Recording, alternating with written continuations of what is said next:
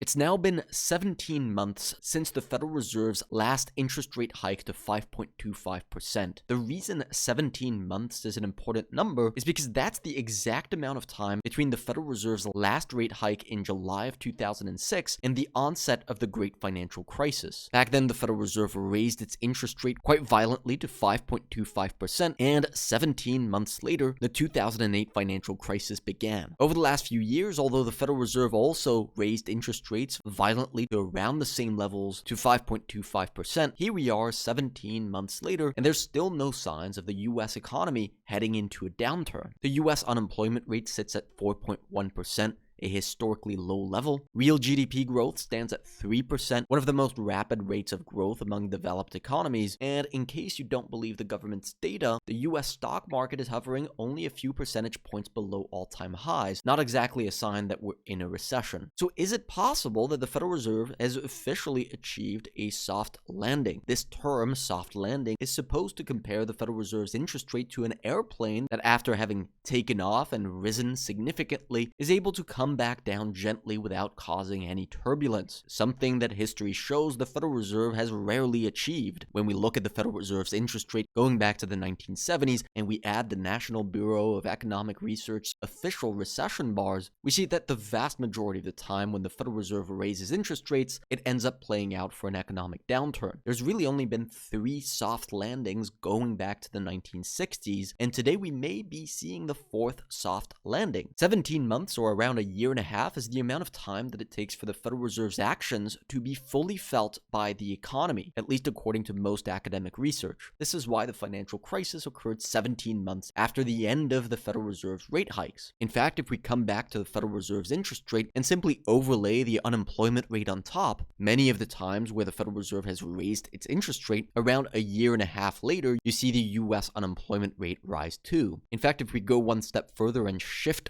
forward the Federal Reserve's interest rate, we see that it matches the unemployment rate very closely. This is one of the charts that we've been pointing to throughout 2024 to highlight that recession risks were elevated over the last year. Here we are in 2025, and yes, the unemployment rate has risen as the US economy has cooled down substantially over the last year, but it has not risen to the point of triggering an economic downturn. Now, it's been 17 months since the last rate hike, and the Federal Reserve has even cut interest rates since then. We think this increases the odds that the unemployment rate is likely to flatten out and potentially even turn back down, which is of course not something that you typically see during a recession. But in order to have a complete picture, we can't just look at what the Federal Reserve is doing. While the US central bank does have an incredible amount of influence over the business cycle, ultimately people and businesses borrow from domestic banks, not the central bank. The central bank loans money to domestic banks that in turn loan out money to people and businesses. Just because the Federal Reserve has been loosening up its policies over the last year and a half doesn't mean that domestic banks are necessarily giving out easy loans to people and businesses. If that's the case, this can still lead to an economic downturn even though the Federal Reserve has stopped raising interest rates. And we can see what domestic banks are doing by looking at this chart right here. It shows us the number of domestic banks that are tightening their lending standards to businesses. In other words, when this line is rising, it means that domestic banks are lending out less money to people. When this line is very elevated, it suggests that credit is very tight, which is typically something that happens right at the start of a recession. The 2008 financial crisis is a great example of this. The Federal Reserve stopped raising interest rates in July of 2006, and over the course of the 17 months that followed, domestic banks continued to tighten their lending standards, eventually dragging the economy into a recession. Today, it does not look like domestic banks have been behaving in a similar way to pre-financial crisis. Since about the third quarter of 2023, domestic banks have begun to loosen their lending standards again. If we add the US unemployment rate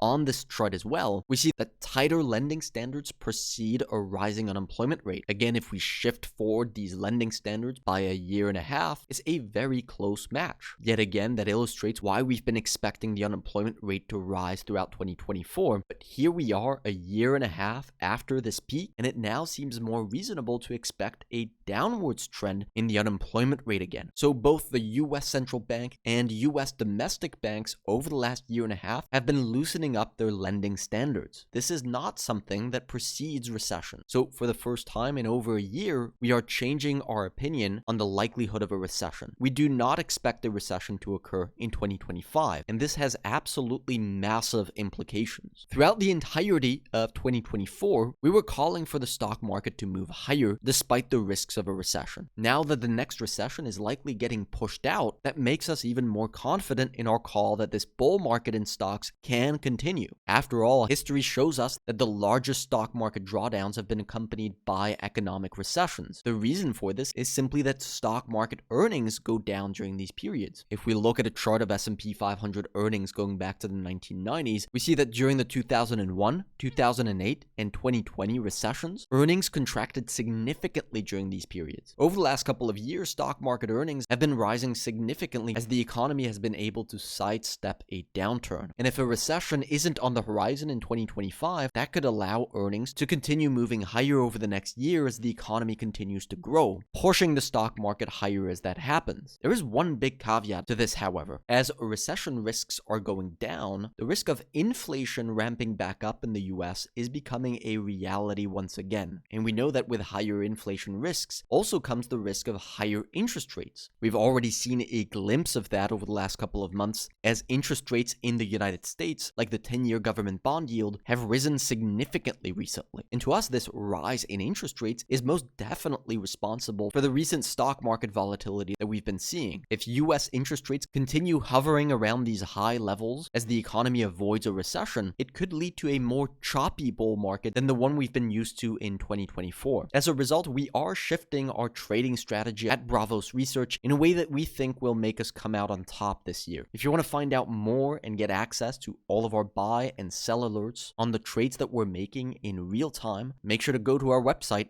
and subscribe.